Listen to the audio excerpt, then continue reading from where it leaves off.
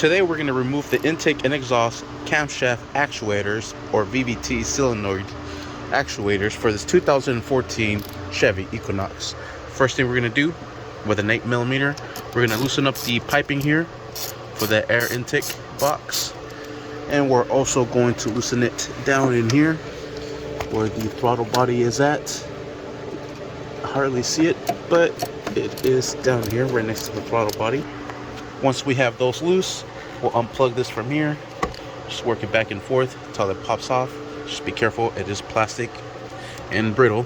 So next we're going to remove the air hose from here.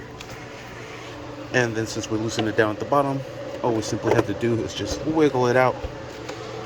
And there it is. It is stuck right there into those little pinholes right in there. There you have it. We'll set this over to the side. Now we have access to everything here. What we have to do next is remove this engine cover. Simply pull up on it. Oh geez, it's on there pretty good. And this one you actually have to remove the oil cap, it looks like.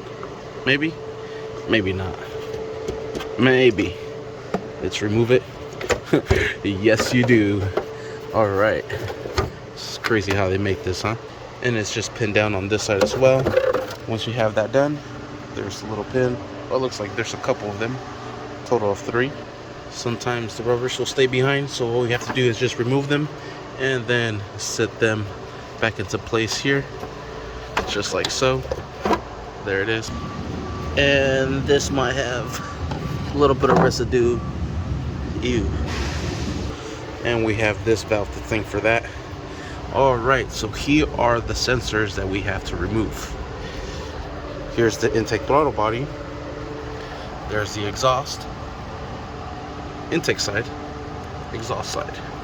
All right, we're simply going to pull these up to unlatch the security clip or take them off. Let's put that back into place just like that.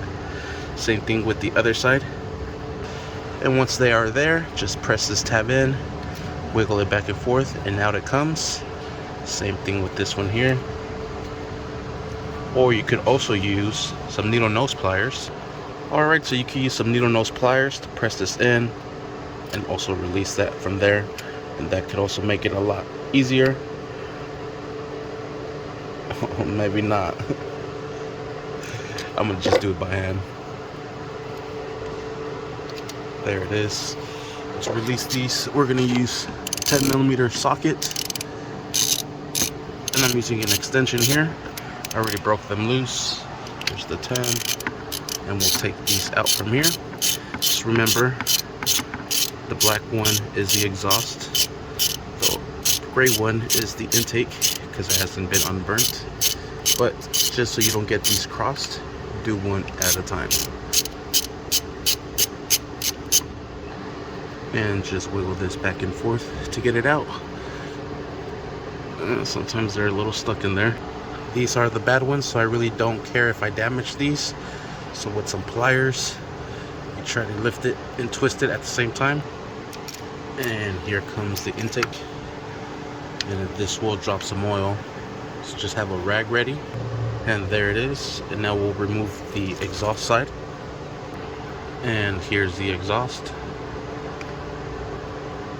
Sweet. And we'll take these out. And there you have it. Remember, the gray one is the intake, the black one is the exhaust. And there you have it. And that is how you remove these VVT solenoids, actuators, intake, exhaust cam, solenoids, whatever you want to call them. That is how you remove them from this engine. Sweet. Make sure you stay tuned for the next video of how to install them. Here's the replacement ones. This video is just how to remove them. Sweet. Thank you for watching. Please like and subscribe.